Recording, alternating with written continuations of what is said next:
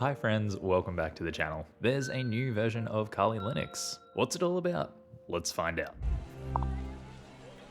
Release history. Let's just go to the top here, zoom on in, and we're looking for that latest version. So let's click on that and head on over. So there's been a bit of a delay in this update because they have been making some changes under the hood, and this is to bring in new packages, updating and fixing bugs. So you can go ahead and download that here. Otherwise, we're interested in upgrading. So for us who have jumped straight to the last line, please upgrade your system as documented using the pair of commands apt update and apt full upgrade, and everything should be fine. So let's go ahead and do that. So if you want to check what version you're currently on, you can go ahead and cat out the os-release file and you will see a previous version here. So to upgrade, it's as easy as following the notes. We just want to add sudo apt full upgrade. Go ahead and run that.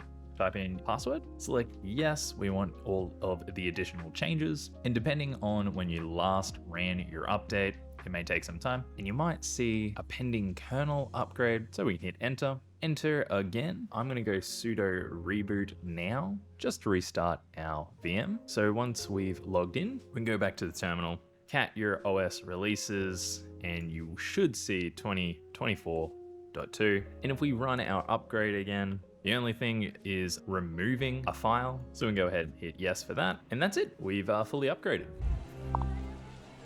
Heading back to our releases page, we can see that there are some new tools. So let's go over a couple of these that look pretty cool. First up, we have Autorecon. It's a multi-threaded network reconnaissance tool which performs automated enumeration services. We just go ahead and try and run Autorecon. It's not a command. If we go ahead and search it, we can install it here. So apt install Autorecon. Want to make sure that we're running that with privileges. Yes, great. So now we can run Autorecon against our target. So we should be able to see a -H for help. And here we can see a full list of what we're working with. We can pass a file if we have targets in mind, ports, the max scans, host name, an entire notation of IPs, or just a single one. So let's go ahead and try that. So I have a target, so I'm just going to use that against that. I can see it finding some ports, which is great. So it's scanning, just like Nmap and rustscan, which it might even be using. And heading back to the documentation, we can see it'll create a folder structure for us, show us like the commands that are on, anything that it'll find will be in here. So Autorecon seems like a great tool. I think I will be using in future CTFs. Going down the list, another one that's caught my eye is getsploit, a command line utility for searching and downloading exploits. Kind of curious what the difference of this would be compared to like searchsploit. Inspired by searchsploit. So it combines two features, the command line search and download tool. So we can search across exploitdb, metasploit, packetstorm, and others. I'm not 100% sure, but maybe searchsploit only covers like exploitdb. If that's the case, getsploit is covering more databases. It looks like we will need an API key to a website called Vulners. I wonder if we can use it without it. Sudo apt install getsploit. Now running getsploit. There, yeah, we're gonna need the API key. So maybe that's for a future video. Some other interesting ones, just a web screenshot utility. Maybe it might be easier making reports with that. Horst, highly optimized radio scanning tool. A lightweight IEEE 802.11 wireless analyzer with a text interface. Bit of an old tool, but doesn't mean it doesn't work. So it's similar to TCP dump, Wireshark, or Kismet. It's much smaller and shows different information, which is not available with these other tools. So sifting through packets that have come over wireless, yeah, wow.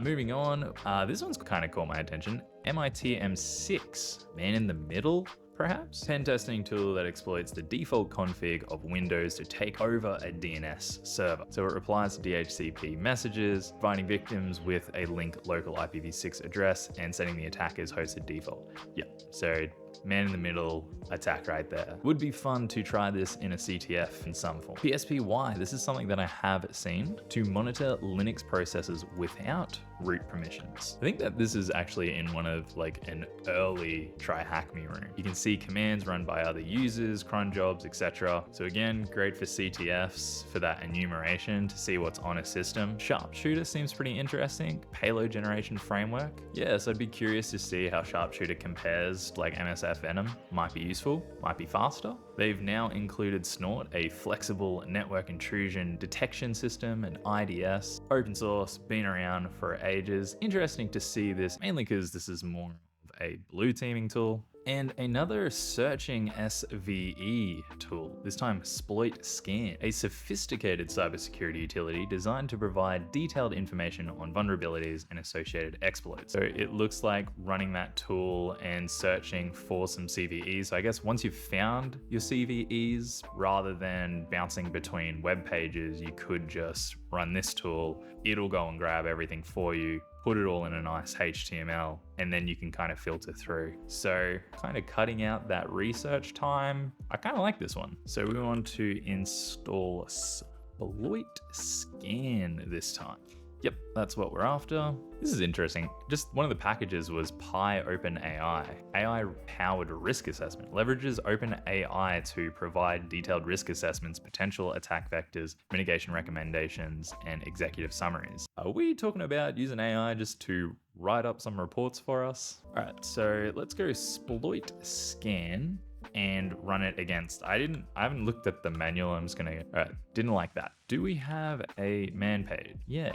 Okay, so that -E was to exploit it in a format, so hence HTML. Seems to be some Python error. The module is not found. Not sure the issue. That's kind of a shame, so I was kind of excited to see what this one would give us. Let me know if you try it. Save that for another video too. And the last one here that's caught my attention is access Wayback Machines API using Python, Wayback Pi. So occasionally in CTFs and engagements, you might need to go and look at the Wayback Machine. If you didn't know, is the Internet Archive's project, which is archiving everything. So essentially, use an API rather than the web interface.